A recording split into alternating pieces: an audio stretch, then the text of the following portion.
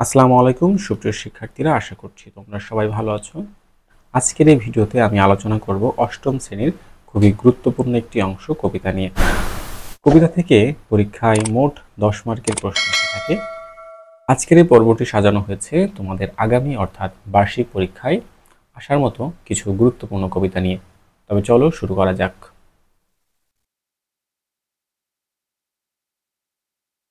এবছর তোমাদের অষ্টম শ্রেণীর সিলেবাসটি হচ্ছে এরকম, যেটি যশোর বোর্ড কর্তৃক প্রেরিত হয়েছে। বার্ষিক পরীক্ষায় ইংরেজির যে সিলেবাসটি রয়েছে তা হচ্ছে 7 ইউনিট থেকে 11 ইউনিট পর্যন্ত।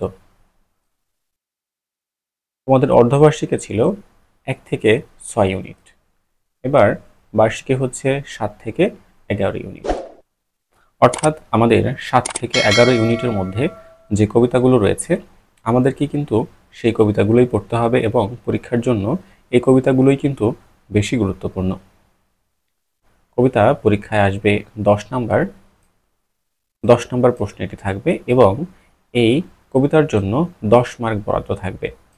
মোট প্রশ্ন থাকবে হচ্ছে 8টি, যার মধ্যে 5টি প্রশ্নের উত্তর দিতে হবে, এবং প্রতি প্রশ্নের জন্য 2 করে বরাদ্দ থাকবে, অর্থাৎ 10 মার্ক।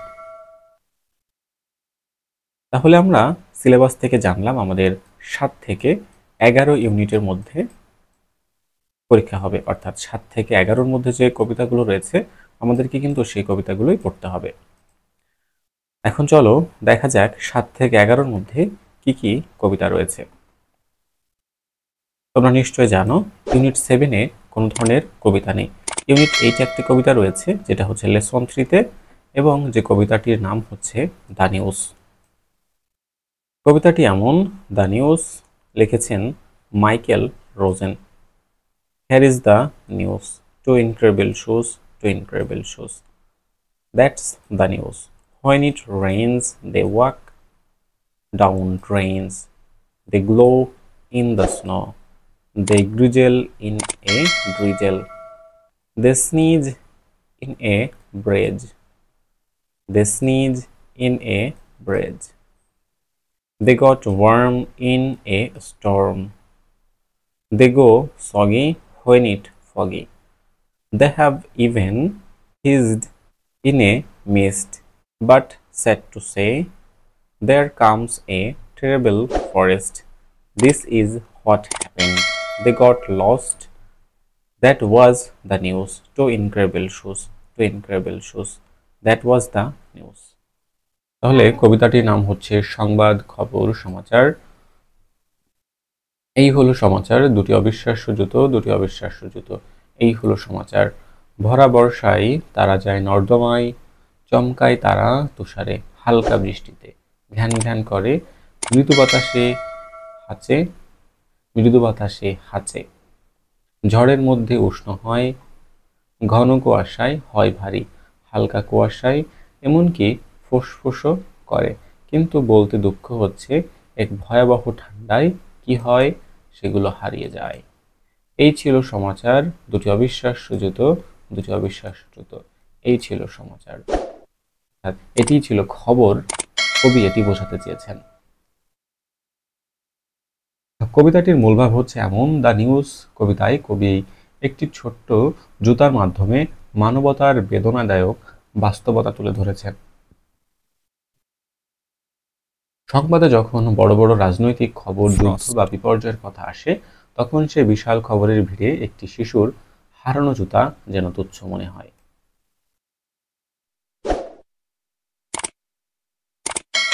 কিন্তু কবি দেখাতে চেয়েছেন এই জুতাটি কেবল একখণ্ড খবর নয়, এটি একটি শিশুর জীবন, এক পরিবারের কষ্ট ও এক সমাজের নিষ্ঠুর বাস্তবতার প্রতীক। কবিতাটি আমাদের মনে করিয়ে দেয় যে প্রতিটি সংবাদ যতই ছোট হোক না কেন, তার ভেতরে লুকিয়ে থাকে গভীর মানবিক গল্প। সত্যিকারের খবর হলো সেই যা আমাদের হৃদয় ছুঁয়ে যায় ও মানবতার কথা মনে করিয়ে দেয়। কবি এই কবিতাটি দ্বারা বোঝাতে চেয়েছেন আমাদের চারপাশে ঘটে যাওয়া প্রতিটি ছোট ছোট ঘটনাই খবর। কিন্তু বর্তমানে আমাদের সমাজে বড় বড় রাজনৈতিক এবং যুদ্ধ বিপর্যয়ের যে ঘটনা, সেগুলোকেই কিন্তু আমরা খবর বলে মনে করি। আমাদের আশেপাশে ঘটে যাওয়া ছোট ছোট এই যে ঘটনাগুলো এগুলোকে কিন্তু আমরা খবর মনে করি না, কিন্তু কবি এই ছোট ছোট বিষয়কে তুচ্ছ বলে মনে করেননি। তিনি এই ছোট বিষয়গুলোকেও খবর বলে আখ্যা দিয়েছেন। এখন প্রশ্নগুলো দেখা যায়। নাম্বার এতে আছে, what is the main theme of the poem? কবিতাটির মূল থিম কি? মূল থিম বা মূল বিষয় কি? What is the main theme of the poem? কবিতাটির মূল বিষয় কি? Impact of negative news on child and the confusion it creates, যার অর্থ হচ্ছে নেতিবাচক খবরের শিশুদের উপর প্রভাব এবং সৃষ্ট বিভ্রান্তি। ২ নম্বর প্রশ্নটি হচ্ছে, how does the poetry child's reactions to the news, যার অর্থ হচ্ছে কবিতায় কবি শিশুদের খবরের প্রতি প্রতিক্রিয়া কিভাবে বিচিত্রিত করেছেন। As a mix of innocence, confusion and fear, নির্দোষ, বিভ্রান্তি ও ভয়ের মিশ্রিত হিসাবে বিচিত্রিত করেছেন। নাম্বার সিতে প্রশ্ন হচ্ছে, what emotions are conveyed in the poem? কবিতায় কোন আবেগগুলো প্রকাশিত হয়েছে? কবিতায় কোন আবেগগুলো প্রকাশিত হয়েছে? অ্যাংজাইটি, যার অর্থ হচ্ছে উদ্বেগ, এরপর হচ্ছে কনসার্ন, উদ্বিগ্নতা, ডিসকমফোর্ট এবং অস্বস্তি, এই বিষয়গুলো এখানে প্রকাশিত হয়েছে। ২ নম্বর প্রশ্নটি রয়েছে, what literary devices does the poet use in the poem?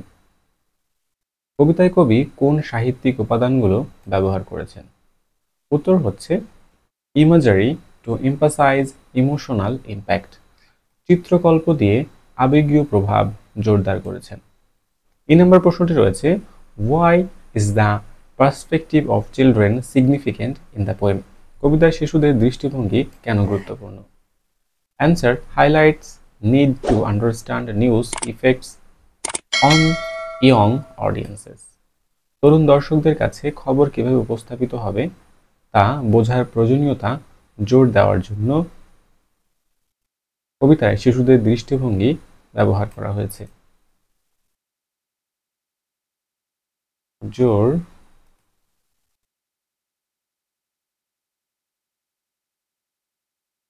দেওয়ার জন্য।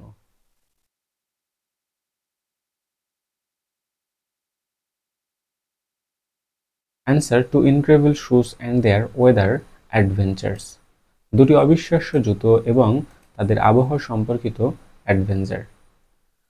জি নম্বর রয়েছে, how do the shoes react in the rainy weather? বৃষ্টি আবহাওয়ায় জুতোগুলো কিভাবে প্রতিক্রিয়া দেখায়? Answer, in the rain the shoes walk down drains and get soggy when it is foggy, যার অর্থ হচ্ছে ইন দ্য রেইন, বৃষ্টিতে, the shoes walk down drains. আমরা কবিতার মধ্যে পড়েছিলাম, when it rains they walk down drains, ভরা বর্ষায় তারা যায় নর্দমায়।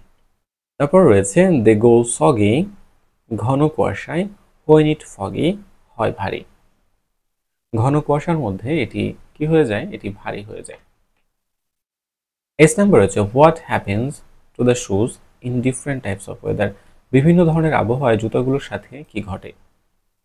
Answer, glow and snow, grizzle in drizzle, sneeze in breeze, যার অর্থ হচ্ছে তুষারে তুষারে চকচক করে, গুড়ি বৃষ্টিতে ঘ্যান ঘ্যান করে, হাওয়ায় হাঁচে। What unfortunate event occurs to the shoes? জুতাগুলোর সাথে কোন দুর্ভাগ্যজনক ঘটনা ঘটে? Answer, get lost due to a terrible forest, জুতাগুলো শেষ পর্যন্ত একটি ভয়ঙ্কর হিমশীতলতার কারণে হারিয়ে যায়। পরবর্তী যে কবিতাটি রয়েছে, কবিতাটি হচ্ছে কন্টেম্পলেশন, যার অর্থ হচ্ছে মনোনিবেশ, লিখেছেন জন কার্পেন্টার। আমরা এই কবিতার মূলভাব এবং প্রশ্নগুলো পড়ার পূর্বে আমরা এই কবিতাটি একবার পড়ে নিই। 4 days and days, a dappled yellow tree and gazed abroad at many things. I have always wished to see. I see the green and gentle fields, all bounded in with hedge, and shining rivers swimming through the rushes on the edge. A little sheep who play all day. I watch them as they run while far away. The roofs of town are shining in the sun. I think it's very nice to sit high and look so far how very large the world can be. How many things Frost. there are.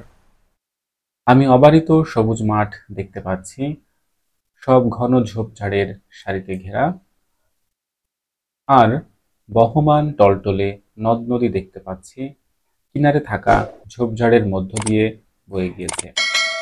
আর সারাদিন ক্রীড়ারত ছোট ছোট মেঘ, এগুলো যে দৌড়াদৌড়ি করছে তা দেখি। আবার অনেক দূরের শহরের ঘরবাড়ির ছাদগুলো রোদে চকচক করছে। আমার মতে বসে থাকা খুব চমৎকার, বিশেষ করে অনেক উঁচুতে বসে থাকা। পৃথিবীটা কত বিশাল হতে পারে, এখানে কত বৈচিত্র্যময় জিনিস থাকতে পারে। এই ছিল কবিতা পড়ব। কবি এই কবিতার মাধ্যমে তার পাঠকদের কি বোঝাতে চেয়েছেন? প্রকৃতির বিশালতা ও সৌন্দর্যের মাধ্যমে জীবনের গভীর অর্থ অনুসন্ধান এবং আধ্যাত্মিক উপলব্ধির এক শান্ত যাত্রা। কবি গাছের উপরে চড়ে মাঠ, ভেড়া, নদী এবং দূরের শহরের মতো প্রকৃতির বিভিন্ন উপাদানকে গভীর মনোযোগের সাথে পর্যবেক্ষণ করেন। এই নিরবধি পরীক্ষণের মধ্য দিয়ে তিনি প্রকৃতির অসীম বিশালতা এবং নিজের অস্তিত্বের ক্ষুদ্রতা উপলব্ধি করেন। এই উপলব্ধি তাকে আনন্দ, বিস্ময় এবং জীবনের প্রতি এক নতুন দৃষ্টিভঙ্গি দেয়, যা মানসিক শান্তি ও আধ্যাত্মিক জাগরণের সূচনা করে। এখানে যে প্রশ্নগুলো রয়েছে সেই প্রশ্নগুলো হচ্ছে এমন: where do you think the tree was? তোমার কি মনে হয় গাছটি কোথায় ছিল? Answer: I think the tree was on the edge of river. আমার মনে হয় গাছটি নদীর ধারে ছিল। B number: what were the four things the poet could see from the tree? গাছ থেকে কবি যে চারটি জিনিস দেখতে পেয়েছিলেন তা কি ছিল? The four things the poet could see from the tree were the green and gentle fields, এরপর রয়েছে shining rivers, little sheep, and the roof of town. গাছ থেকে কবি যে চারটি জিনিস দেখতে পেয়েছিলেন তা ছিল সবুজ এবং কোমল মাঠ, চকচকে নদী, ছোট ভেড়া এবং শহরের ছাদ। Have you ever climbed a tree? তুমি কি কখনো গাছে চড়েছো? ইফ ইয়েস, যদি উত্তর হয় হ্যাঁ, what did you do it for? তুমি এটি কেন করেছিলে? If not, why? যদি না হয়ে থাকে তবে কেন? Yes, I have climbed some mango trees. আমি আম গাছে চড়েছিলাম। পরের প্রশ্নটি ছিল ইফ ইয়েস, যদি উত্তর হ্যাঁ হয়, what did you do for it? তুমি কেন গাছে চড়েছিলে বা কেন উঠেছিলে? I have done it for several reason. আমরা এটি বাদ দিয়ে দিতে পারি। এখানে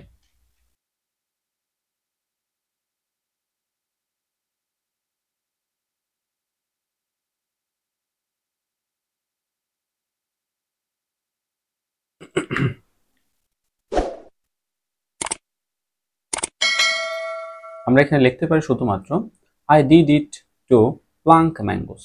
আমি আম পাড়ার জন্য গাছে উঠেছিলাম।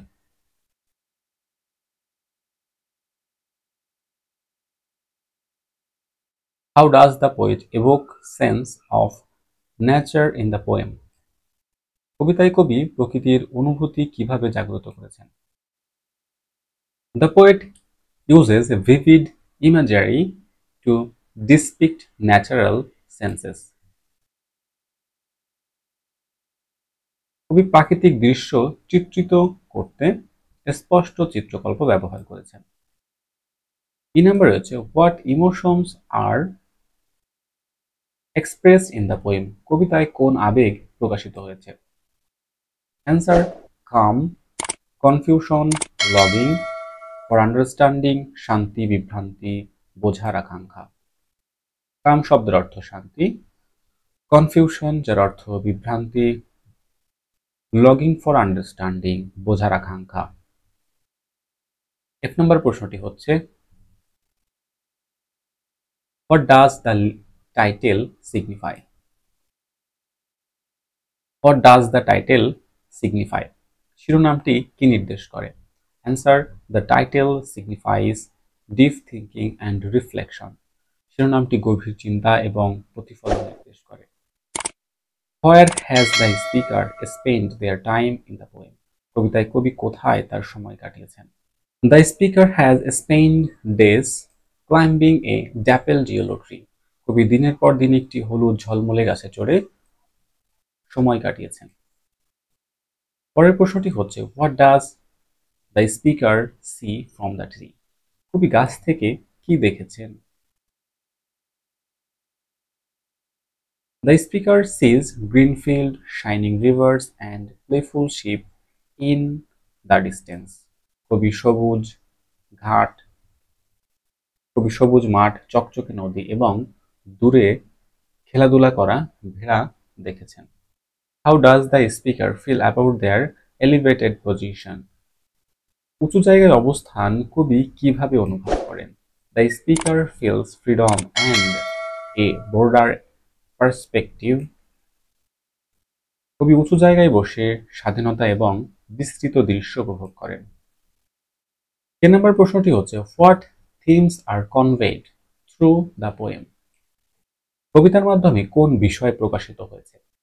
কি কি বিষয় প্রকাশিত হয়েছে? নেচার প্রকৃতি, পার্সপেক্টিভ দৃষ্টিভঙ্গি, অ্যান্ড কন্টেমপ্লেশন চিন্তা ভাবনা, জয় আনন্দ, in observing the world from a different view point, বিভিন্ন দৃষ্টিকোণ থেকে জগৎ দেখার আনন্দ। সুপ্রিয় শিক্ষার্থীরা, আজকের আলোচনা এই পর্যন্তই। দেখা হচ্ছে নতুন কোনো বিষয় নিয়ে পরবর্তী কোনো পর্বতে। সে পর্যন্ত ভালো থাকবে, নিজের খেয়াল রাখবে।